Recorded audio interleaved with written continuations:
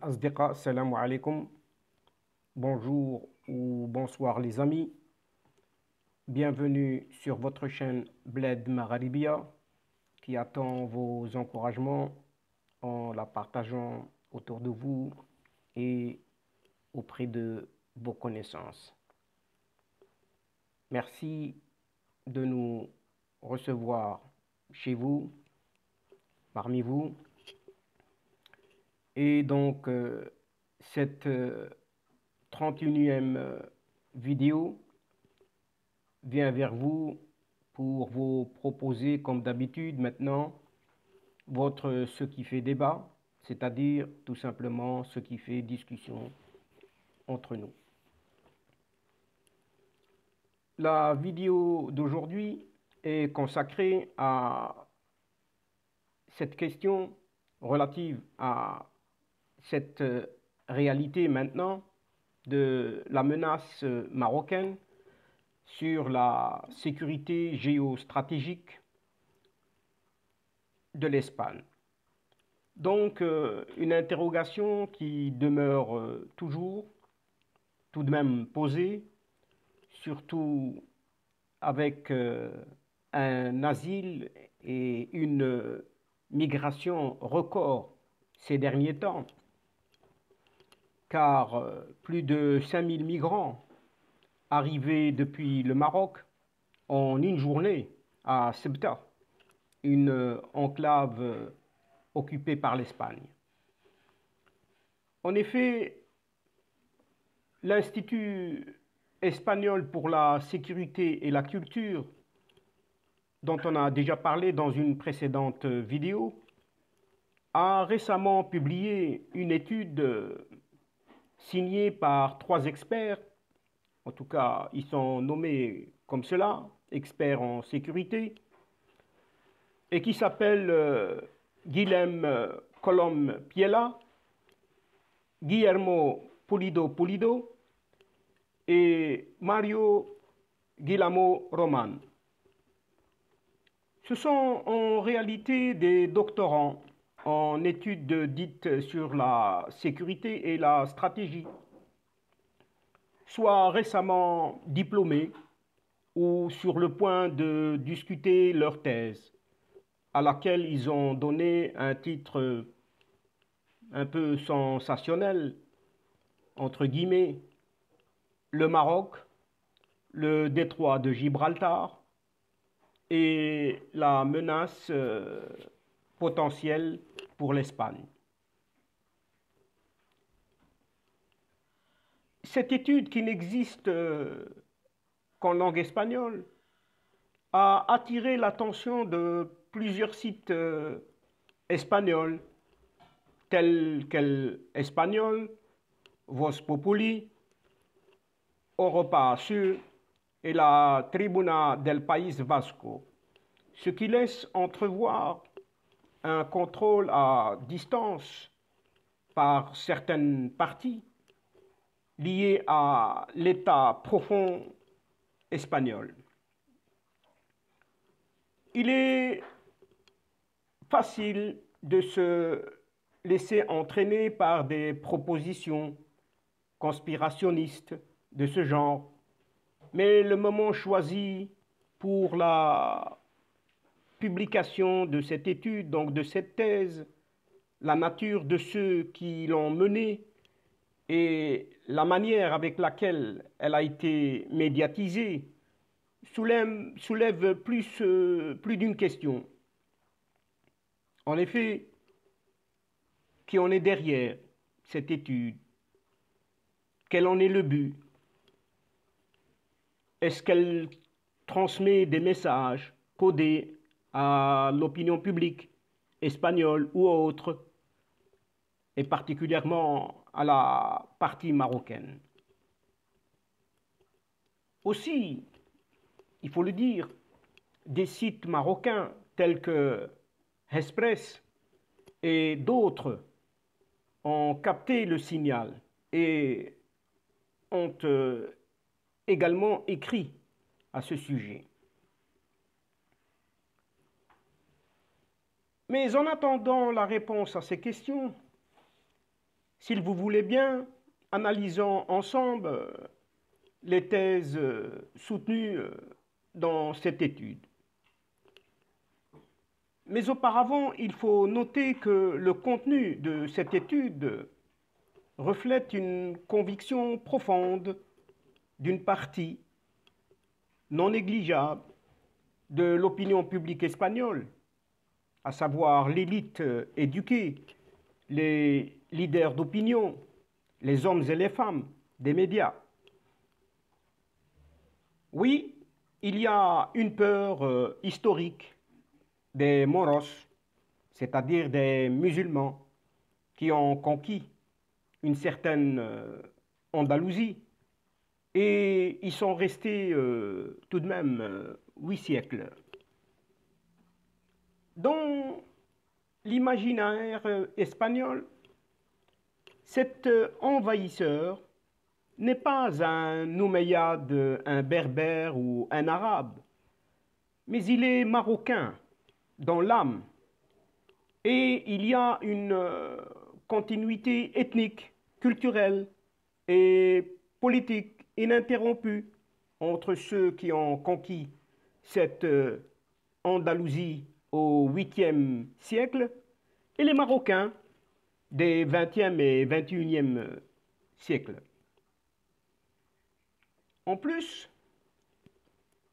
l'opinion publique et les leaders d'opinion espagnols sont fermement convaincus que le Maroc a des ambitions expansionnistes dans la région et utilise les questions de l'immigration et de la lutte contre le terrorisme comme moyen de négociation et de pression pour obtenir des concessions du côté espagnol. Lors d'une interview il y a quelques semaines via Twitter, le journaliste espagnol spécialisé dans les affaires marocaines et algériennes, Ignacio Sombrero, sur des exemples de cette pression marocaine supposée sur l'Espagne, il n'a rien pu trouver de très convaincant. Mais la conviction est bien établie et constitue l'un des piliers de la perception espagnole populaire et même, disons-le, officielle, de la relation historique et politique entre les deux pays, à savoir l'Espagne et le Maroc. Mais revenons-en à cette étude qui est une partie du sujet de ce qui fait discussion entre nous, la thèse qui la soutient à partir de la récente reconnaissance américaine de la souveraineté du Maroc sur le Sahara marocain qui créera doucement mais sûrement et sans nul doute un défi à la sécurité nationale espagnole. D'une part, ceci conduira à une double épreuve pour la partie espagnole, en ce sens que le conflit entre le Maroc et l'Algérie et leur course à l'armement atteindront un niveau plus élevé qui aura des conséquences désastreuses sur la sécurité dans le détroit de Gibraltar. D'autre part, le développement par le Maroc et de son système de guerre, de l'état de préparation de ses armées et le renforcement de son contrôle sur le Sahara marocain auront un impact sur ce que les auteurs de l'étude ont appelé l'intégrité territoriale de l'Espagne. Cette dernière phrase signifie qu'une fois qu'il aura fini d'établir sa souveraineté sur le Sahara marocain, le Maroc passera à la pression sur l'Espagne pour qu'elle sorte des villes de Ceuta et Melilla, ce qui est d'une logique. Si vous le permettez, nous analyserons quelque peu cette logique à partir de cette question. Ce qui est important pour nous ici, modestement, c'est que les auteurs de cette thèse ont justifié cette proposition par le fait que le Maroc a des ambitions de renouer avec les gloires du grand, entre guillemets, Maroc, c'est-à-dire le Maroc impérial du règne des Almoravides, Almorabitun, des Almohades, Al-Mouahidoun et des Saadiyoun, et que la revendication de Ceuta et Melilla fait partie d'un plan pour faire revivre ce grand rêve marocain. L'idée du Grand Maroc, entre guillemets, est une thèse erronée qui a été lancée il y a des décennies pour pousser les pays du Sahel et d'Afrique à se méfier des ambitions du Maroc au Sahara.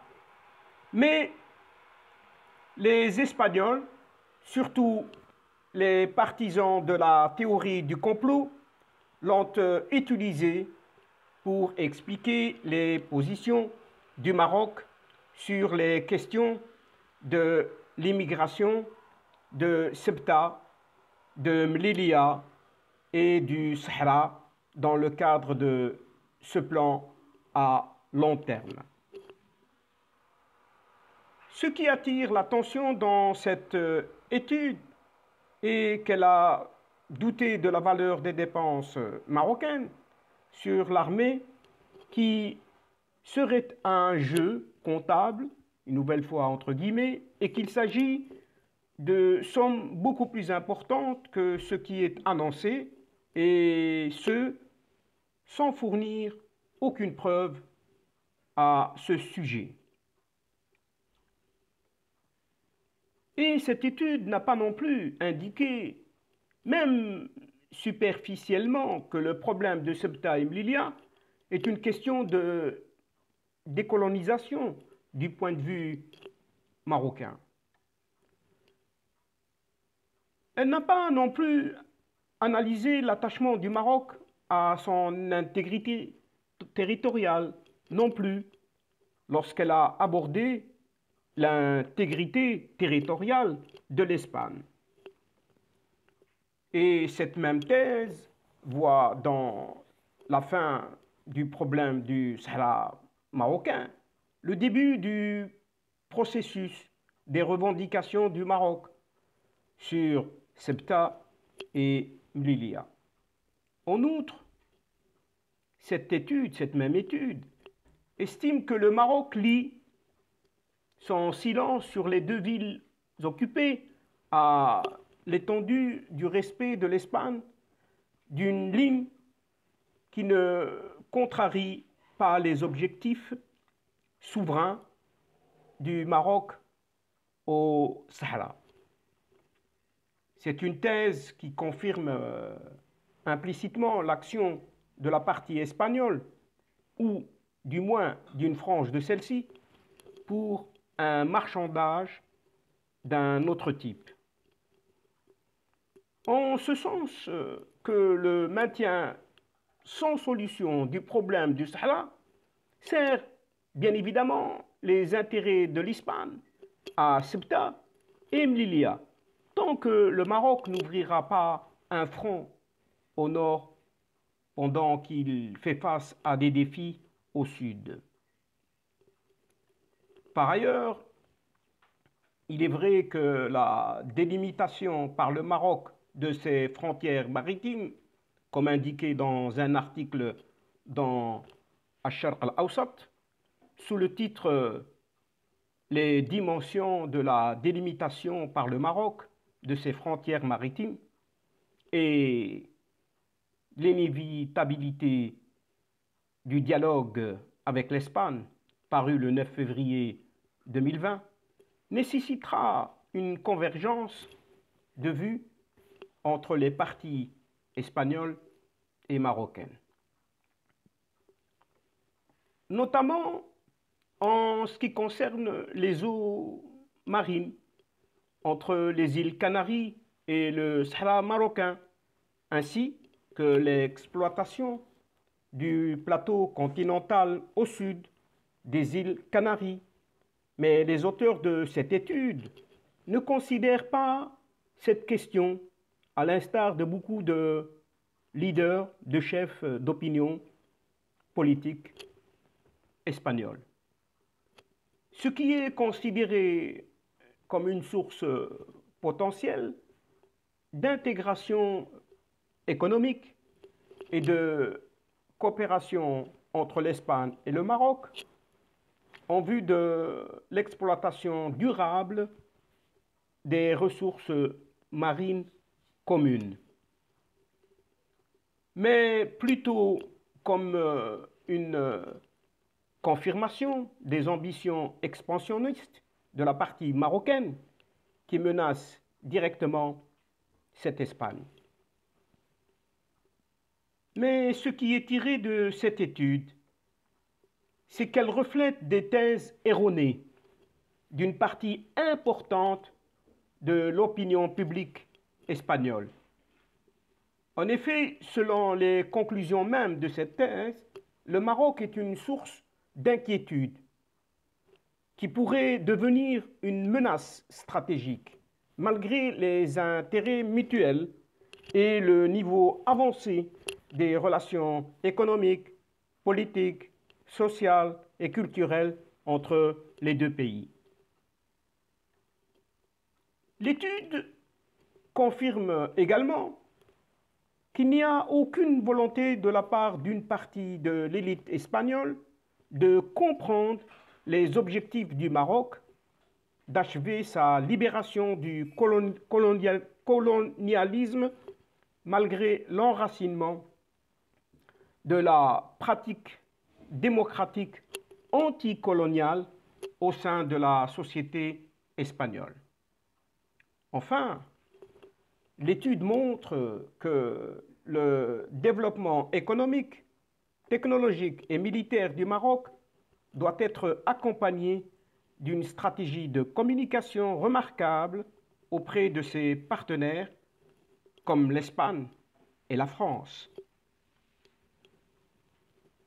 Ceci afin de les rassurer sur la légitimité de ces revendications territoriales, le caractère pacifique de ces approches et de ces démarches et la nécessité d'accompagner le pouvoir économique émergent par la nécessité de défendre ses frontières, son intégrité territoriale et ses intérêts vitaux.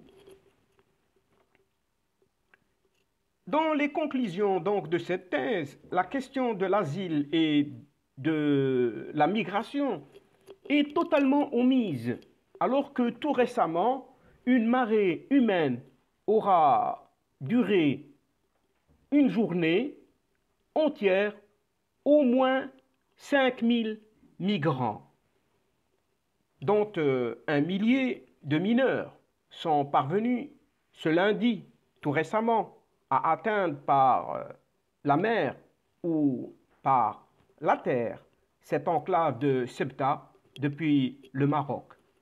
Un record en pleine tension, donc, entre Rabat et Madrid.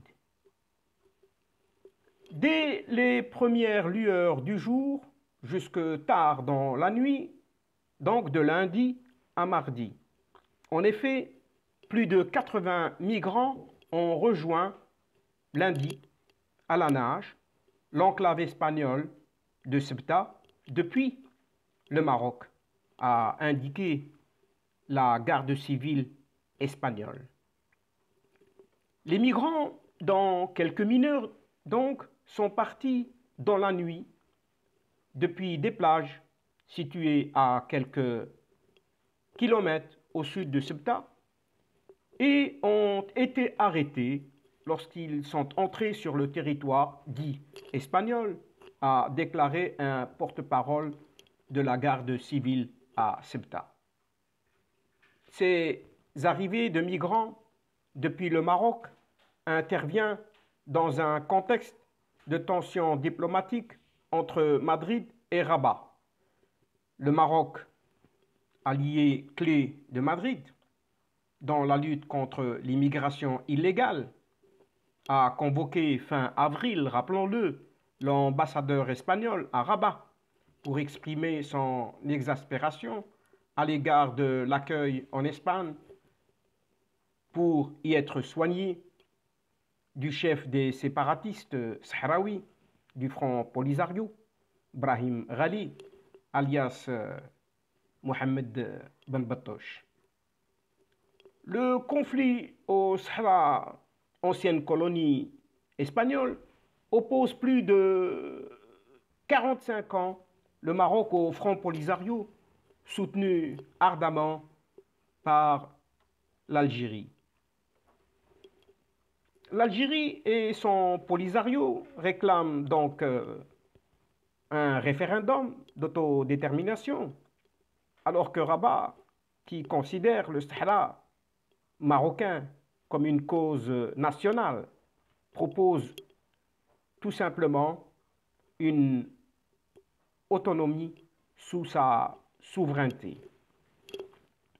Sachant aussi que Ceuta et Melilla sont actuellement des enclaves espagnoles situées sur la côte marocaine, constituant les seules frontières terrestres de l'Union européenne avec l'Afrique.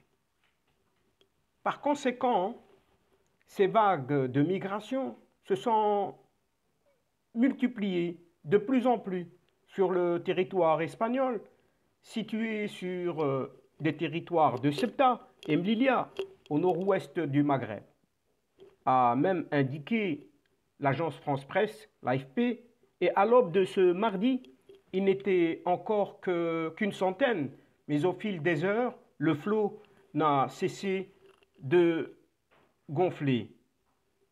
Des jeunes hommes, mais aussi des enfants, un millier de mineurs, selon la préfecture même, et des femmes comptées parmi ces migrants venus par la mer, à la nage, utilisant parfois des bouées gonflables ou des canots pneumatiques.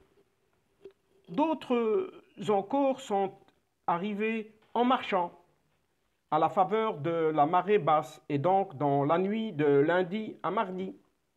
Le porte-parole de la préfecture a annoncé à l'agence France-Presse, l'AFP, que 5000 personnes avaient franchi la frontière et que ce chiffre inédit pourrait encore augmenter. Parmi eux, un homme a trouvé la mort en se noyant, selon la préfecture. Interrogé sur leur hébergement, la préfecture a précisé que toutes ces personnes devaient être accueillies dans des hangars sur la plage d'El Tarajal, mais que les autorités se réunissaient pour évaluer la situation sans précédent.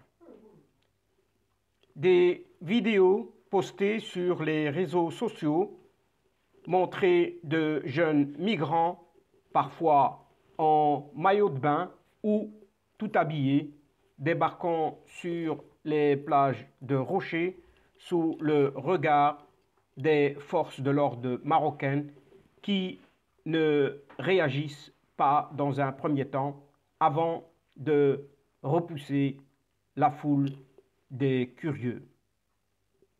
Le ministère espagnol de l'Intérieur a annoncé lundi soir dans un communiqué le renforcement immédiat des effectifs de la garde civile et de la police dans la zone avec 200 d'agents supplémentaires. Rappelons que les autorités espagnoles et marocaines ont conclu récemment un accord concernant le retour vers leur pays des citoyens marocains qui arrivent à la nage, à Ceuta. Le document assure que les contacts avec les autorités marocaines ont été maintenus de façon permanente. Et pour Mohamed Ben Issa, président de l'Observatoire du Nord pour les droits de l'homme, basé à Fnidq, à quelques kilomètres donc de Ceuta, cette nouvelle vague de migration concerne surtout des mineurs, mais également des familles, tous marocains. Cette vague migratoire pourrait, selon lui, être en lien direct ou indirect avec la crise diplomatique entre le Maroc et l'Espagne. Et par conséquent, Madrid n'a en effet pas intérêt à se brouiller avec Rabat, son allié clé dans la lutte contre l'immigration clandestine, qui est un nœud du problème dans les relations maroco-espagnoles. Par conséquent, cette affaire qui empoisonne les relations entre le Maroc et les autorités espagnoles n'est pas finie et n'est qu'à son début. Nous en reparlerons donc sûrement avec plus de détails encore.